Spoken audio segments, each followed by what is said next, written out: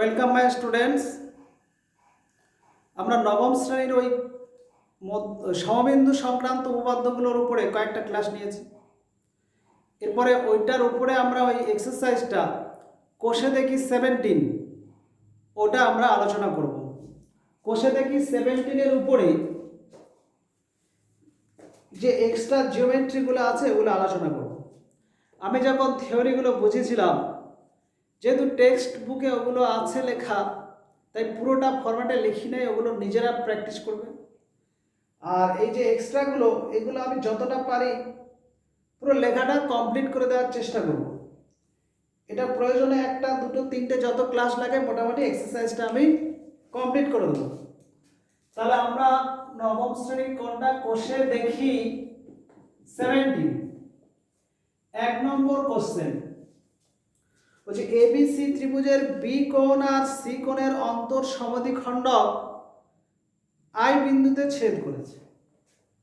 মানে at first এরকম ABC ত্রিভুজ, এ বি সি ত্রিভুজের বি কোণ আর সি কোণের অন্তর সমদ্বিখণ্ডক, বি কোণ আর সি কোণের অন্তর সমদ্বিখণ্ডক আই বিন্দুতে ছেদ করেছে।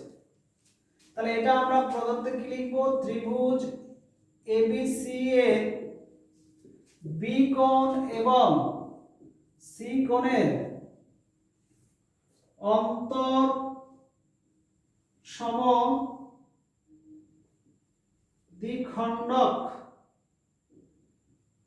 আচ্ছা, অন্তর সমদ্বিখণ্ডক এখানে কটা? অন্তর সমদ্বয়, দয়টা লিখি না, ভালো।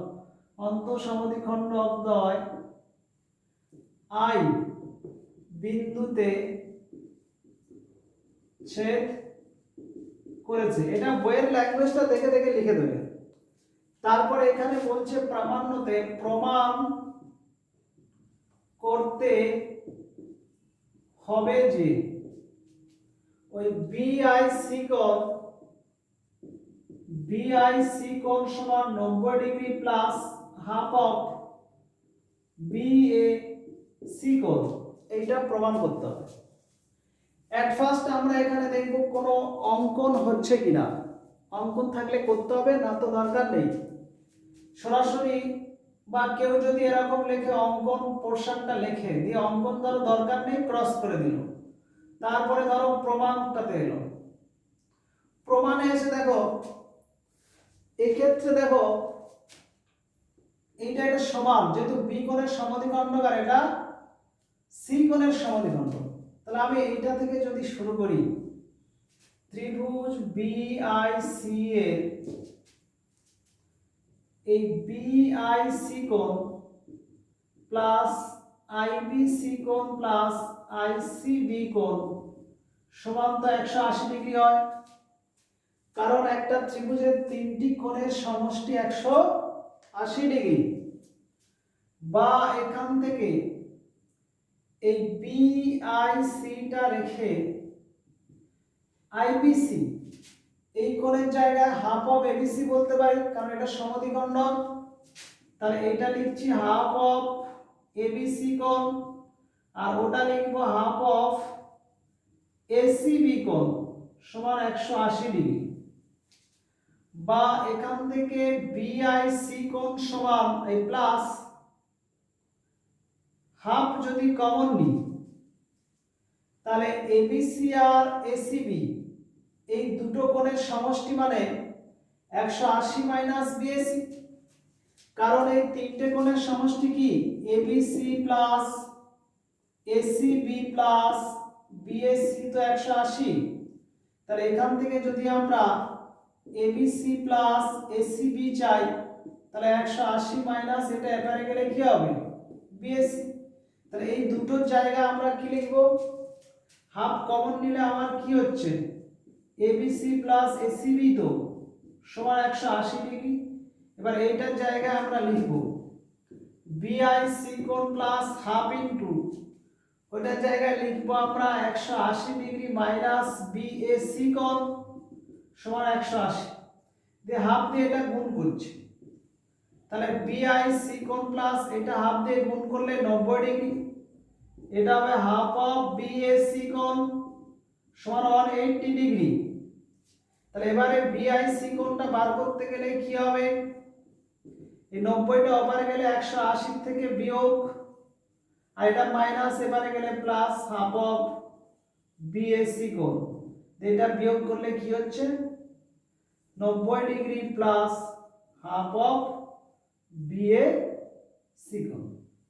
ওকে, নেক্সট আমাদের অন্য ম্যাথ আছে, কিন্তু এই ম্যাথটার সঙ্গে আমি আরেকটা এক্সট্রা ম্যাথের জাস্ট প্রপার্টিটা বলে দিচ্ছি, ওটা কিন্তু আমি এখন প্রুভ করব না। এইটা সাপেক্ষে নোট আরো দুটো, একটা বা দুটো দেখো। 1 নম্বর, যদি এরকম থাকতো কোনো ত্রিভুজের, এটা যেমন অন্তঃকোণের সমদ্বিখণ্ডক, যদি এটা বর্ধিত করে এই বহিকোণের সমদ্বিখণ্ডক আর এই বহিকোণের সমদ্বিখণ্ডক হতে মিলতো, তাহলে এই বি ও সি কোণটা এটার মান হতো 90 degree minus half of BSc কোণ। এই এটার মানটা কি হতো 90 degree minus half of BSc কোণ। এইটা আর একটা 2 নম্বর নোট মনে রাখবে। 2 নম্বরটা কি, যদি কোনো একটা ত্রিভুজের সাপোজ এবিসি, এই এবিসি কোণের অন্তঃসমদ্বিখণ্ডক মানে এই কোণ দুটো সমান, আর এসিবি কোণের বহিকোণ মানে এই কোণটার অন্তঃসমদ্বিখণ্ডক যদি এখানে ছেদ করে ধরো ডি তে, তাহলে এই কোণের মানটা ডি কোণটা সবসময় এই কোণের হাফ হবে, হাফ অফ এ কোণ। তাহলে এই প্রপার্টিটা এক্সট্রা আমি জাস্ট বললাম, প্রুভ করলাম না। এক একটা প্রুফ ছিল, সেটা আমি কমপ্লিট করলাম। নেক্সট 2 নম্বর ম্যাথটা আসবে। ক্লিয়ার?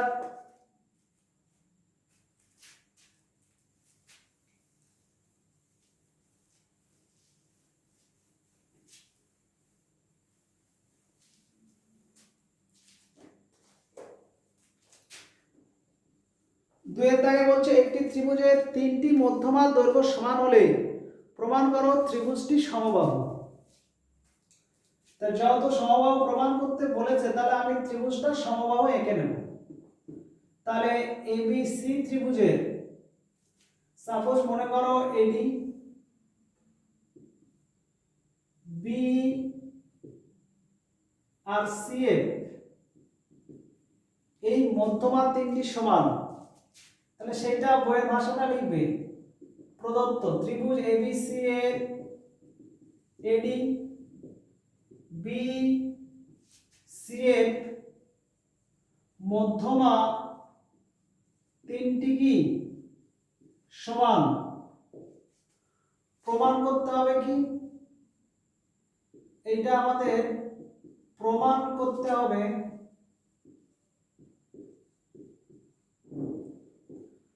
যে ত্রিভুজ এবিসি সমবাহু ত্রিভুজ, এটা প্রমাণ করতে হবে। অর্থাৎ কি দেখাতে হবে, অর্থাৎ এবি সমান বিসি সমান সিএ দেখাতে হবে। এটা দেখাতে হবে। তাহলে এই ক্ষেত্রে অঙ্কন থাকলে করব। তাহলে এখানে আমার অঙ্কন প্রয়োজন নাই, তাহলে ক্রস করলাম। তাহলে সরাসরি আমরা প্রমাণে আসব।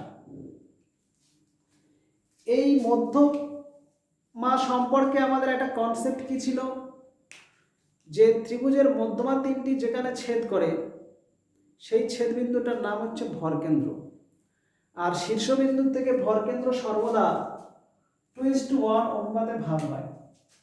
তাহলে মধ্যমা 3টি ছেদবিন্দু আমি ধরে নিচ্ছি জি। প্রমাণ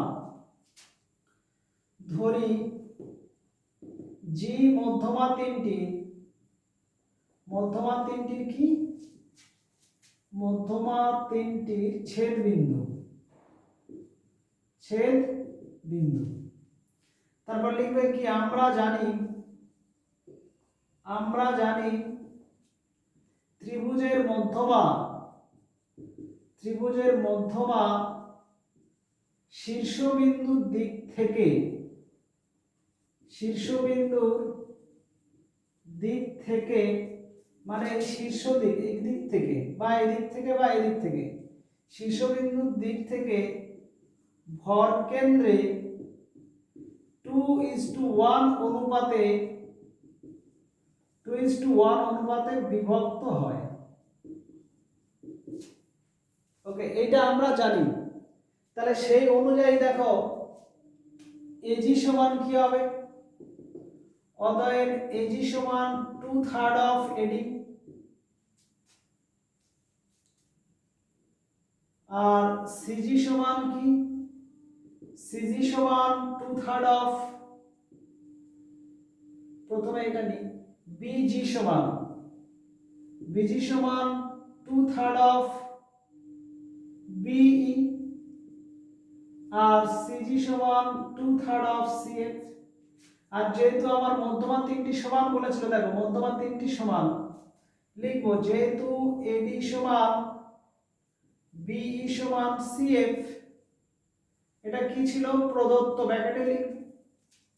তাহলে দেখো এই তিনটে সমান, তাহলে এজি বিজি সিজি সমান হবে। অতএব এজি সমান বিজি সমান সিজি। একইভাবে একইভাবে একইভাবে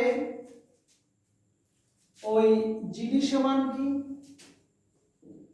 জিডি সমান 1/3 অফ এডি, তারপরে জিই সমান 1/3 অফ বিই, আর এফ জি সমান 1/3 অফ সিএফ।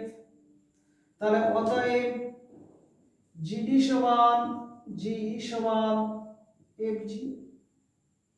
ব্যাস, এক্ষেত্রে আমার তাহলে কি কি পেলাম? এইটা সমান এইটা সমান এইটা, আর এইটা সমান এইটা সমান এইটা পেলাম। এবারে এখানে আমরা এই ত্রিভুজটা আর এই ত্রিভুজটা সর্বসম করব। দেখো এখন ত্রিভুজ বিওএফ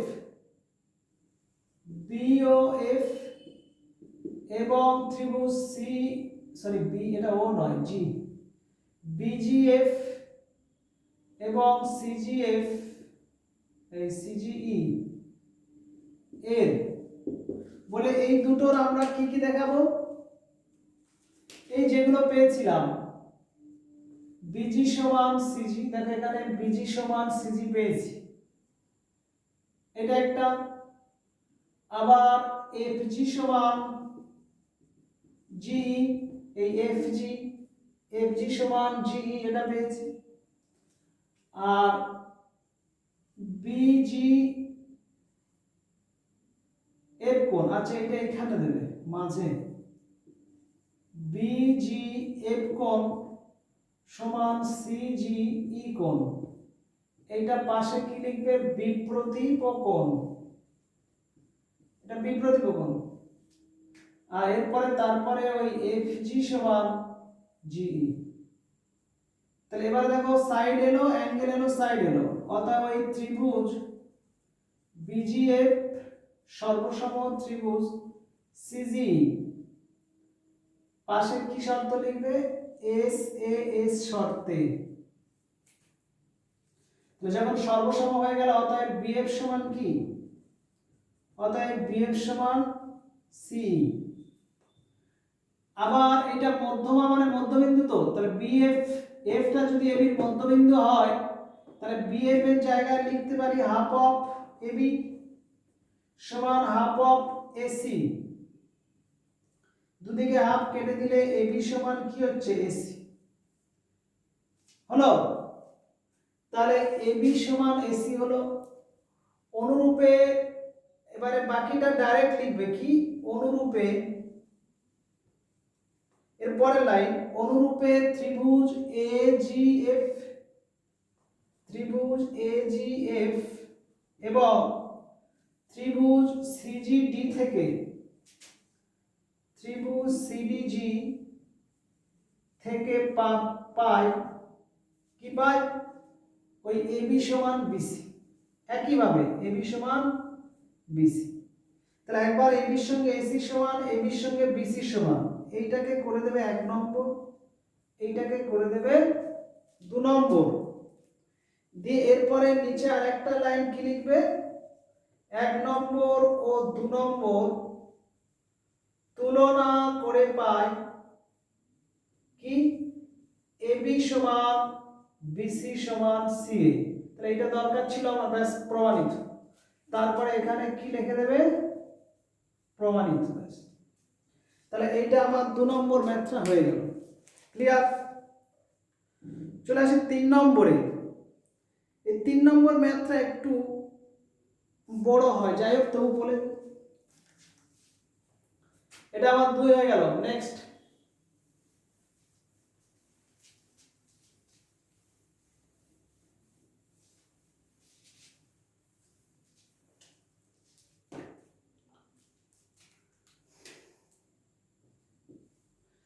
তিন নম্বর বলছে একটি প্রমাণ করো সমবাহু ত্রিভুজের পরিকেন্দ্র, অন্তকেন্দ্র, ভরকেন্দ্র, লম্ববিন্দু সমাপতিত হবে, মানে একটাই বিন্দু। প্রশ্নটা কি, প্রমাণ করতে হবে একটা সমবাহু ত্রিভুজের, ধরো এ বি সি সমবাহু ত্রিভুজ, ত্রিভুজ এ বি সি কি বললাম, সমবাহু ত্রিভুজ। প্রমাণ করতে হবে কি, প্রমাণ করতে হবে লম্ববিন্দু, মানে এই ত্রিভুজের পরিকেন্দ্র, অন্তকেন্দ্র, ভরকেন্দ্র একই বিন্দু, একই বিন্দু। ব্যাস, প্রমাণ করতে। তার মানে আমি যে কোনো একটা ধরে নেব, আমি এটা লম্বটা ধরে নিই, যে কোনো একটা, প্রথমে লম্বটা ধরি। তাহলে এ থেকে এর উপরে লম্ব টানলাম, বি ইটা লম্ব, সি এফ লম্ব। ওকে, তাহলে এখানে লিখবে ধরি ত্রিভুজ এবিসি এর ও, আচ্ছা এটা ত্রিভুজ না করে ধরি সমবাহু ত্রিভুজ এবিসি এর ও লম্ববিন্দু। একটা জিনিস ধরে নিলাম, ও লম্ববিন্দু। প্রমাণ করতে হবে কি, প্রমাণ করতে হবে যে ও কি হবে, পরিকেন্দ্র, অন্তকেন্দ্র আর ভরকেন্দ্র। ব্যাস, এগুলো আমার প্রমাণ করতে হবে। ভরকেন্দ্র, তাহলে এক্ষেত্রে দেখো প্রমাণে অঙ্কন এখানে প্রয়োজন নাই, ডাইরেক্ট প্রমাণ। প্রমাণে আমি একটা জিনিস ধরে নিয়েছি, ওটা হচ্ছে লম্ববিন্দু। আর সমবাহু ত্রিভুজের লম্ব ভূমিটাকে কি করে, সমদ্বিখণ্ডিত আছে। দেখো যেহেতু ও লম্ব বিন্দু, অতএব এডি লম্ব বিসি। তারপর লিখবে কি, আমরা জানি সমবাহু ত্রিভুজের লম্ব ভূমিকে সমদ্বিখণ্ডিত করে। ওইটা ভাষাটা লিখবে। আর না তো কেউ যদি এই দুটো ত্রিভুজ এবিডি আর এসিডি সর্বসম করে দেখাবে, তা সেটা দেখালে আরো আমার আয়তনটা মানে ম্যাথের প্রচুর বড় হয়ে যাবে, তো দরকার নেই। এই ভাষাটা দেবে, একটা লাইনে শেষ। ত্রিভুজের লম্ব ভূমিকে সমদ্বিখণ্ডিত করে, অতএব বিডি সমান সিডি। আর বিডি সিডি হলে তাহলে এডিটা কি হলো, অতএব এডি মধ্যমা। একইভাবে বিই সিএফ মধ্যমা হবে। ব্যাস, এটা মধ্যমা হয়ে গেল। তাহলে যখনই মধ্যমা বলবে তাহলে অতএব ও কি হলো, অতএব ও ভরকেন্দ্র। ব্যাস, একটি হয়ে গেল। আর বাকি কিন্তু পরিকেন্দ্র অন্তঃকেন্দ্র, তাই তো? তাহলে এটা যখন ভরকেন্দ্র হয়ে গেল, তাহলে এখন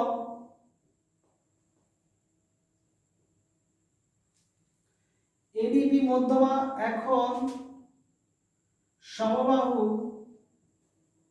ত্রিভুজের মধ্যমা তিনটি কি হয়? মধ্যমা তিনটি সমান হয়, জানি তো, একটু আগে প্রমাণ করলাম। আর যে মধ্যমা তিনটি সমান, তাহলে এও সমান, অতএব এও সমান ও সি সমান বিও, এবং ওডি সমান ওই সমান ওএফ, ওডি সমান ওই সমান ওএফ হবে।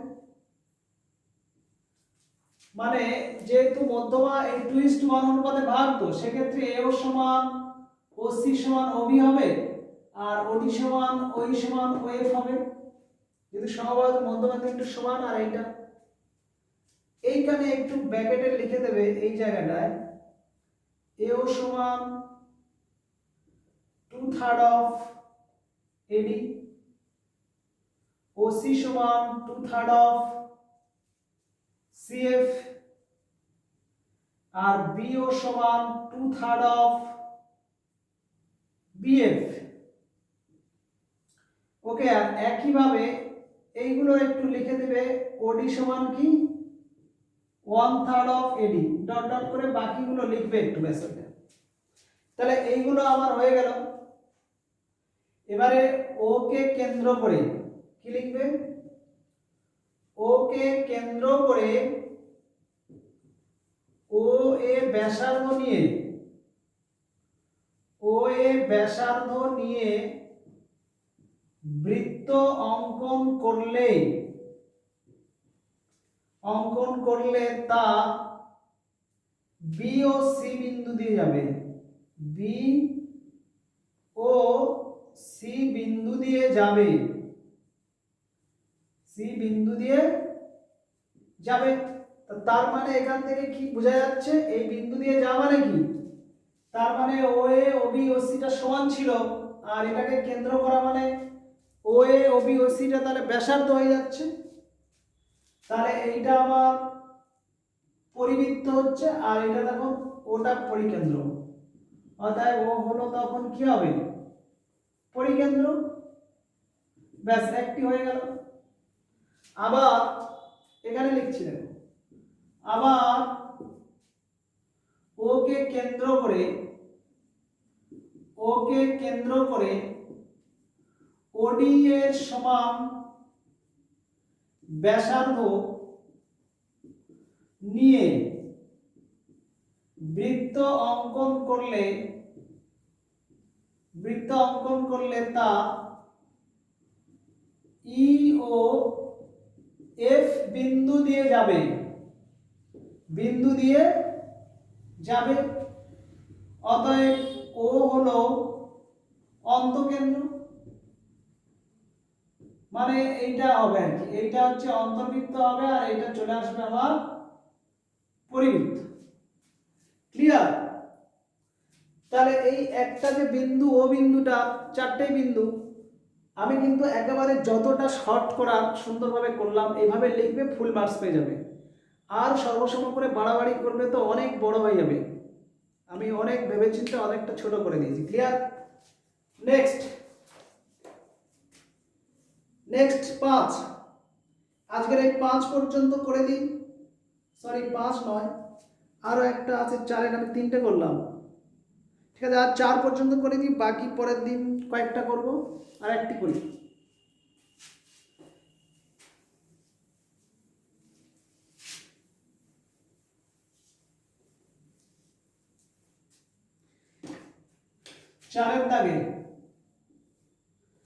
চারের দাগে বলছে প্রমাণ এবিসি ত্রিভুজের এডি বিই সি এর মধ্যমা, মানে এবিসি ত্রিভুজের বলে দেয়া আছে AD BE CF AD, BE BE সি এর মধ্যমা, মানে ত্রিভুজ এবিসি এর এডি বিই সিএফ মধ্যমা প্রমাণ করতে হবে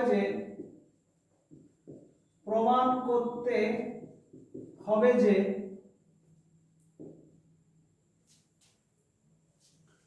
ত্রিভুজ এবিসি আর ত্রিভুজ ডি এর ভরকেন্দ্র একই বিন্দু। ত্রিভুজ এবিসি এবং ত্রিভুজ ডিইএফ, আচ্ছা ত্রিভুজ ডিইএফ বলছে মানে তাহলে এটা আমাকে যোগ করে দিই। ওকে, ত্রিভুজ ডিইএফ এর ভরকেন্দ্র একই বিন্দু।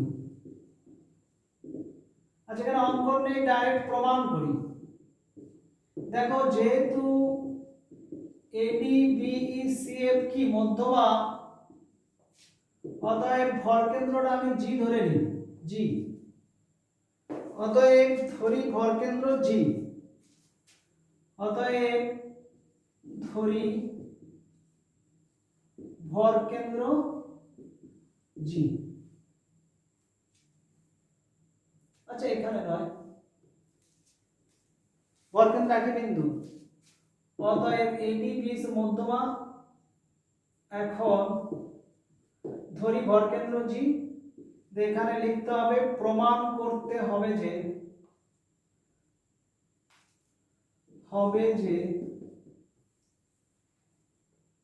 এইখানে এটা কিন্তু সাধারণ নির্বাচন, এটা বিশেষ নির্বাচনের ভিতর পড়ে যাচ্ছে। প্রমাণ করতে হবে যে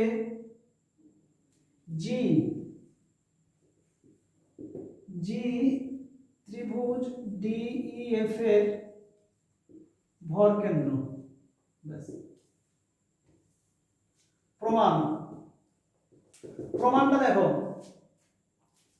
যেহেতু ডিটা মধ্যবিন্দু আর ইটাও মধ্যবিন্দু, তাহলে ত্রিভুজ এবিসি এর বিসি এবং এসি এর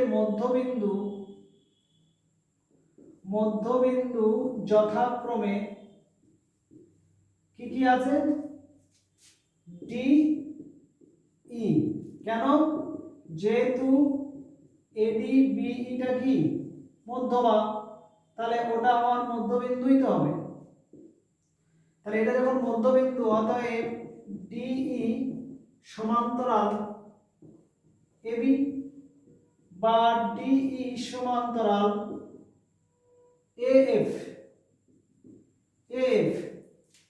একইভাবে আমরা দেখো এটা মধ্যবিন্দু এটা বিন্দু, তাহলে এটা করতে পারি ওই ডিএফ সমান্তরাল এসি। একইভাবে ডিএফ সমান্তরাল এসি বা ডিএফ সমান্তরাল এই। তাহলে এখন এএফডি, এখন এএফডিই